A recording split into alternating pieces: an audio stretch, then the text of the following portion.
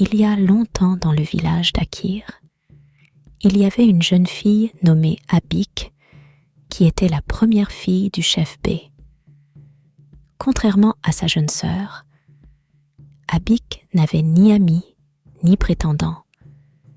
Personne ne voulait être associé à elle à cause de sa tête dépourvue de cheveux. Même ses parents la détestaient et chérissaient sa jeune sœur depuis son enfance. La mère d'Abik préférait la garder enfermée chaque fois qu'elle sortait. Pendant diverses fêtes du village, les parents d'Abik achetaient de nouveaux vêtements pour tout le monde, sauf pour elle. Son père disait « Avec quelle tête vas-tu montrer ces beaux vêtements? Reste juste à la maison et nourris les chèvres. » Abik a grandi dans une communauté qui la rejetait pour une condition qui n'était pas de sa faute. Cette condition, connue sous le nom d'Alopa dans le monde moderne, était vue par les villageois comme une malédiction et ils l'évitaient à tout prix. Ils croyaient que c'était un signe de malchance et que quiconque s'associait à elle subirait le même sort. Partout où elle allait dans le village, les gens la raillaient. Elle est si laide, elle doit être une sorcière. Elle suce le sang pour survivre. 16 mots horribles et d'autres encore étaient dits à Abik par les villageois. Abik a grandi avec une estime de soi endommagée. Elle n'était pas aimée, donc elle n'avait pas d'amour à donner. La seule chose qui lui apportait la paix était sa voix.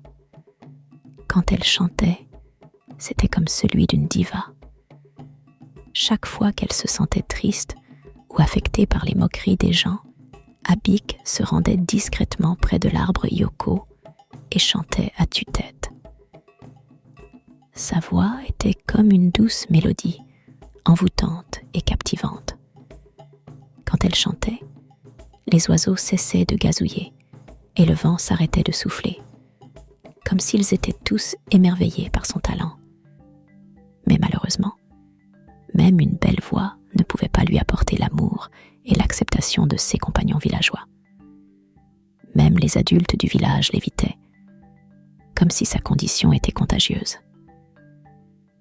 Abik désirait avoir des amis et être acceptée par sa communauté.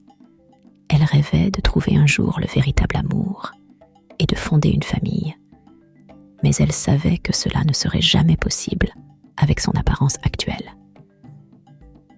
Alors, elle prit une décision.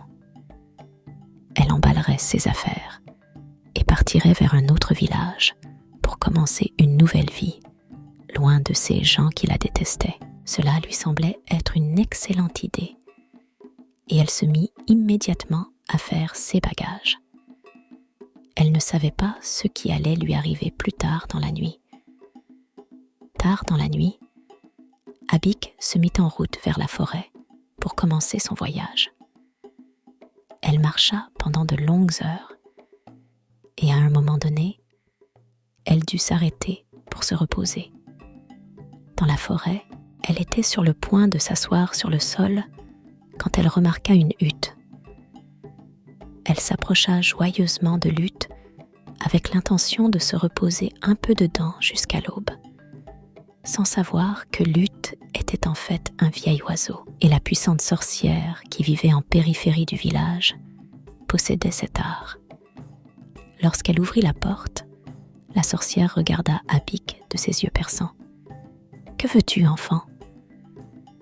Abik bafouilla et faillit perdre l'équilibre.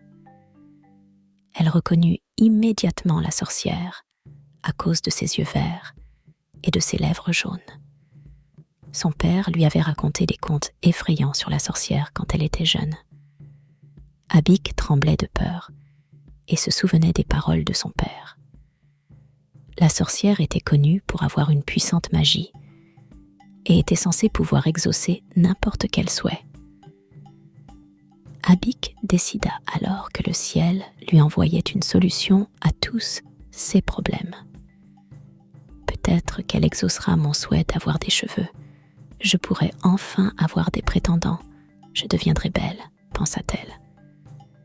Cette pensée et d'autres encore envahirent l'esprit d'Abik. Sa peur disparut et elle afficha un grand sourire heureux. La sorcière demanda d'une voix grave « Que veux-tu de moi, enfant ?» Abik expliqua immédiatement son souhait à la sorcière, la suppliant de l'aider à faire pousser des cheveux sur sa tête. La sorcière hocha la tête et dit à Abik qu'elle pouvait exaucer un souhait, mais qu'il y aurait un prix à payer. Désespérée de changer son apparence, Abik accepta sans hésiter. La sorcière lui remit une potion et lui dit de la boire avant le lever du soleil. Abik décida de rentrer chez elle, convaincue que son histoire allait prendre un tournant favorable. Elle retourna donc au village et, à l'aube, elle y arriva saine et sauve. Abik but la potion, puis se coucha, excitée et pleine d'anticipation. Le lendemain matin, Abik se réveilla et courut au miroir, espérant voir une tête pleine de beaux cheveux. Mais à sa grande horreur, elle vit que ses cheveux avaient poussé, mais ils étaient longs et filandreux, ressemblant plus à des lianes qu'à des cheveux. Remplie de regrets, Abik alla confronter la sorcière, mais quand elle arriva chez elle, elle trouva que la sorcière était partie, ne laissant qu'une note qui disait « Je suis la clé pour déverrouiller ton cœur. En embrassant qui je suis, je trouve la clé du bonheur vrai et de la liberté. » Abik découvrit bientôt que ses nouveaux cheveux avaient une vie propre. Ils bougeaient et ondulaient comme des serpents. Les villageois avaient maintenant encore plus peur d'elle et l'évitaient davantage. Ils pensaient qu'elle était devenue un monstre. Même les parents d'Abik étaient terrifiés par elle et refusèrent de la laisser entrer chez eux. Elle fut forcée de vivre dans une petite chaumière, abandonnée à la périphérie du village. Elle passait ses journées dans la solitude et le désespoir, regrettant sa décision de demander l'aide de la sorcière. Les années passèrent et les cheveux d'Abik continuèrent de pousser, devenant de plus en plus longs et incontrôlables. Elle devint connue comme la fille aux cheveux étranges de la sorcière, et personne n'osait s'approcher d'elle. Jusqu'à ce qu'un matin fortuné, un bel musicien nommé Had visite le village d'Abik pour participer à l'une des fêtes du village. Après sa performance, il décida de rendre visite à la célèbre Abik pour voir ses cheveux étranges de ses propres yeux. En arrivant chez elle, il frappa à sa porte. Abik fut choquée de savoir que quelqu'un était dans sa cour et, très confuse, elle demanda qui ou quoi cela pouvait être. Had répondit en disant « Mon nom est Had, puis-je entrer s'il te plaît ?» Abik sortit précipitamment avec ses cheveux étranges flottant autour d'elle. Elle fut immédiatement surprise de voir un homme très beau et élégant devant elle. Elle demanda pourquoi il était venu la voir, et Had expliqua qu'il avait entendu parler d'elle et qu'il voulait la rencontrer en personne. Il dit qu'il la trouvait fascinante et encore plus belle que ceux qu'on lui avait dit, et ainsi leur amitié commença. Had venait presque tous les jours voir Abik, et elle préparait toujours de délicieux repas avant son arrivée.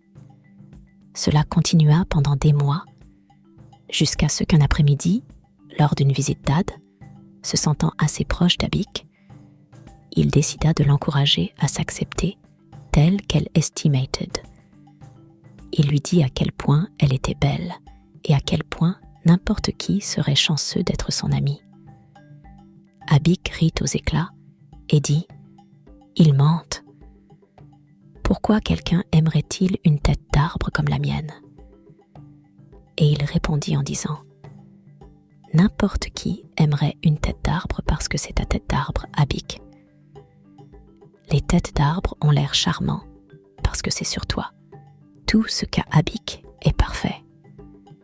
Avec les larmes qui coulaient sur son visage, Abik fut rempli d'émotion, car personne ne lui avait jamais dit de si belles paroles, pas même ses parents.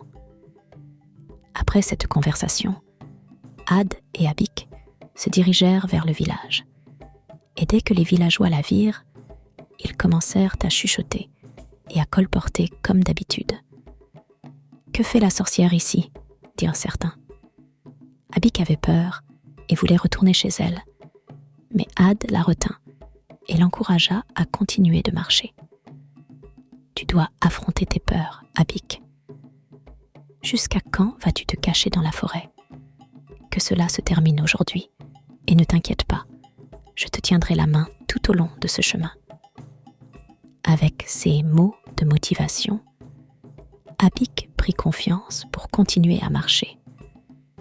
Et avant qu'elle ne s'en rende compte, ils avaient visité chaque coin du village et étaient même allés au marché pour acheter des ingrédients alimentaires. Ils retournèrent à la maison d'Abik et prépara de l'igname pilé et de la soupe de légumes. Ils apprécièrent le repas sous le beau ciel étoilé de la nuit. Après leur repas, elle remercia Had pour l'avoir aidé à surmonter cette épreuve. Et pendant des semaines, ils continuèrent à se rendre ensemble au village, Abik se sentant de moins en moins honteuse d'elle-même. Un jour, Had vint comme d'habitude pour aller au village avec Abik, mais celle-ci s'arrêta et dit « J'aimerais aller seule au village aujourd'hui. » Had fut tellement heureux d'entendre cela et lui promit qu'il lui préparerait la meilleure soupe d'Ozi avant son retour. Abik entra dans le village avec beaucoup de confiance, salua les commérages, visita la place du village en plantant sa tête semblable à des cheveux avec tant de fierté. Et avant de retourner chez elle, elle fit un détour par le marché pour acheter à son ami Had un nouveau tissu Anara. Elle se sentait tellement libre pour la première fois de sa vie, légère et heureuse. Elle se demanda pourquoi elle n'avait pas vu la beauté de sa situation auparavant. « Je me sens tellement chanceuse de la voir. Ça doit être un ange envoyé par Dieu, » se dit-elle en riant. Elle retourna chez elle, à la périphérie du village. Et comme promis, Had avait préparé un grand bol de délicieuse soupe d'Ozi. Alors qu'elle s'asseyait pour manger, elle raconta à Had tout ce qui s'était passé au village ce jour-là. Ils rirent ensemble des blagues de l'autre et terminèrent leur repas avec une tasse de vin de palme. Le lendemain matin, Abik eut un rêve. Dans ce rêve, elle revit la note que la sorcière lui avait laissée. « Je suis la clé pour déverrouiller ton cœur. En embrassant tes défauts, je commence. En m'aimant, je trouve la clé du bonheur vrai et de la liberté. » Elle fut confuse au début, puis quelque chose lui sembla soudainement évident. « Je suis punie pour ne pas m'aimer. Il y a de la beauté dans la différence et l'unicité, mais en ne m'aimant pas pour ma tête courbée, j'ai reçu un regard encore pire. » Elle jura alors d'embrasser sa singularité, et elle analysa et comprit les notes de la sorcière à son égard. Elle alla chercher une éponge pour se nettoyer, quand soudain, elle regarda dans le miroir et poussa un cri en voyant que sa tête était de nouveau courbée. « Je sers le redouté, je sers le redouté !» cria-t-elle de joie. Abik était revenue parce qu'elle avait enfin accepté qui elle était, avec l'aide de son ami Had.